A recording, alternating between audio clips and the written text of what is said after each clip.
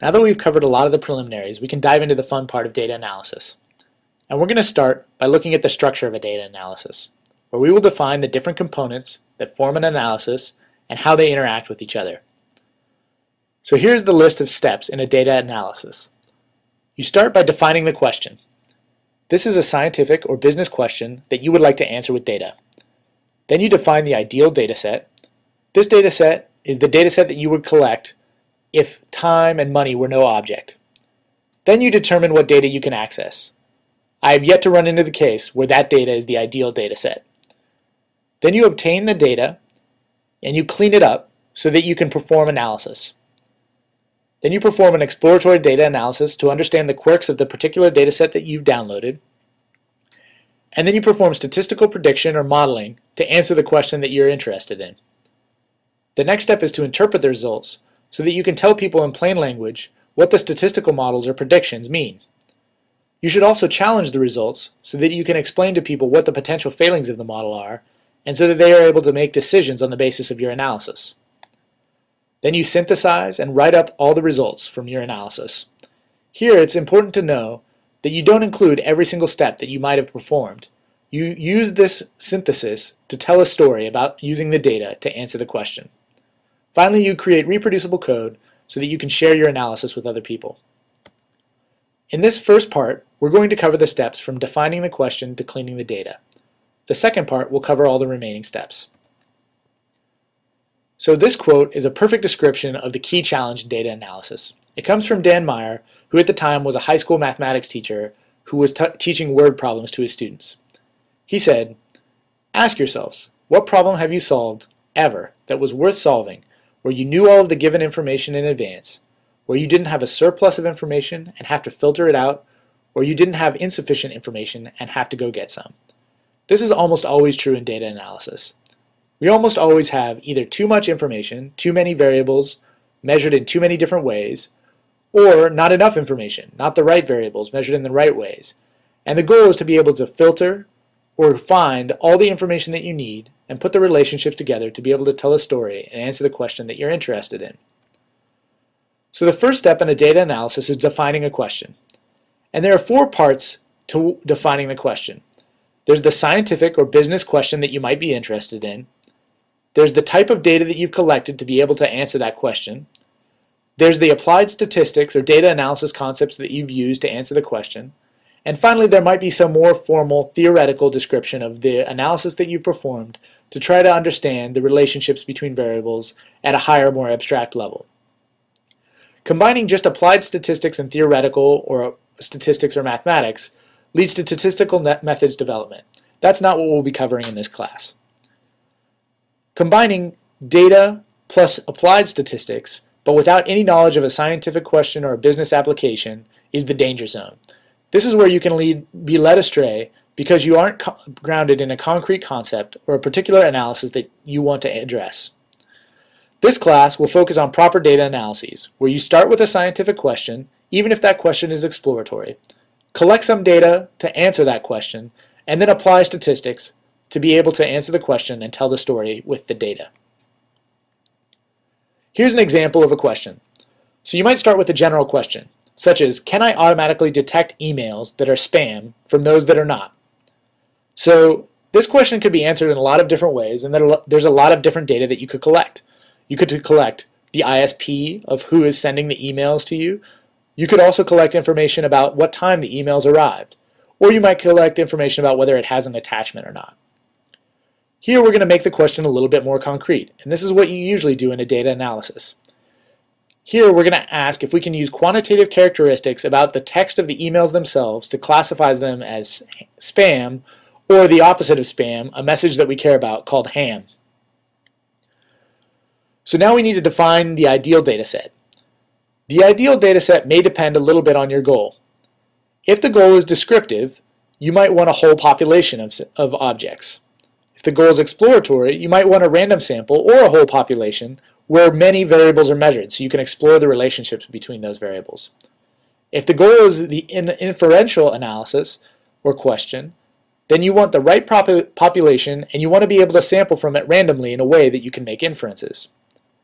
If it's a predictive analysis, like the analysis we're going to be talking about in this example, you want a training set and a test data set from the same population.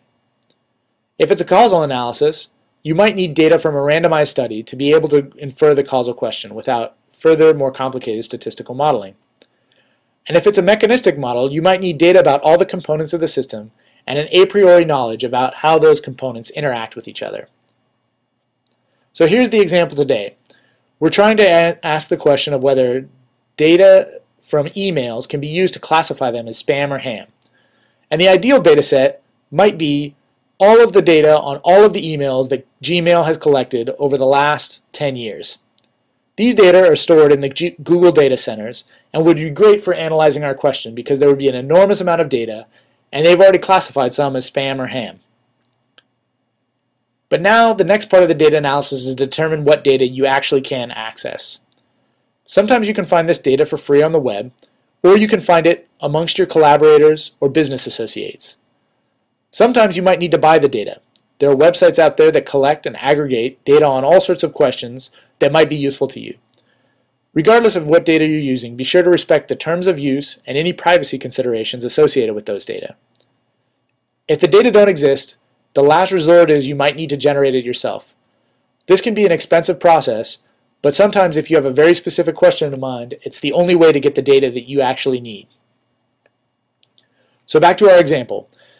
Unfortunately, most of the Google data on Gmail, well, I guess fortunately might be a better word, is behind very secure doors. So it's impossible for us to get at that data.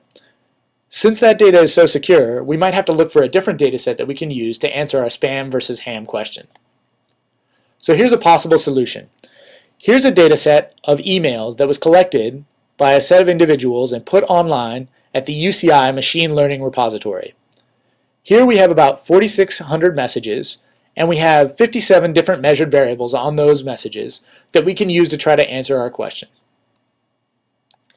So now that we've defined the data set that we can access, we need to try to obtain the raw data. In this particular case, the raw data aren't available, it's only these calculated attributes. You need to be sure to reference the source of where you got the data from, and obtaining the data can be usually performed by either downloading it from the web or contacting the right people, and polite emails tend to go a long way. If you will load data from an internet source every time you perform an analysis, you need to record the URL and the time that the data were accessed so that if they get updated, people will know that that change occurred and be able to adapt their analyses accordingly. So our data set, it turns out, has actually already been put into a particular R package and cleaned up so that it's easy to access. It's in the KernLab package. When you see a data set in R, the name of the data set might be spam, and then the package it comes in is labeled here in curly brackets. So because the data has already been loaded in a particular R package, if we have that R package, we're able to access the data directly. In general, the next step in the analysis is to clean the data. The raw data often needs to be processed, and it usually doesn't come in so nice a form. If it is pre-processed, make sure you understand how. So there might be several steps that were performed on the raw data to get the processed data. Hopefully those steps are documented. If they aren't, you might have to perform analyses that convince yourself that the analysis you've performed isn't sensitive to different types of processing. You also need to understand the source of the data. Was it a census, a random sample, a convenience sample, or something else? It also may need reformatting, subsampling, or other particular operations that even once the data have been processed need to occur. You need to record these steps as well. Here comes a critical juncture in a data analysis. You need to determine if the data are good enough. Sometimes the data that you've collected just aren't enough to answer the question that you want to answer. Rather than trying to answer the question with data that can't be used to answer that question, you need to either quit or change data sets and try to find a data set that can be used to answer the question.